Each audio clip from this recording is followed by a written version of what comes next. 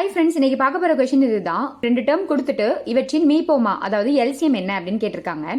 இப்போ first term எடுத்து எழுதிக்கிறேன். 5x - 10. இதில் வந்து 5ன்றதை காமனாக நம்ம வெளியில் எடுக்கலாமா? எடுத்துட்டோம்னா x - 2ன்னு வருமா? இப்போ நெக்ஸ்ட் டேர்மில் 5x² - 20. இதுலையும் நான் 5ன்றதை காமனாக வெளியில் எடுக்கிறேன். அப்போது x² - 4ன்னு வருமா? இப்போ இந்த 4 வந்து நம்ம 2² எழுதலாம். ஸோ 5 × x² - 2² போட்டுக்கலாமா?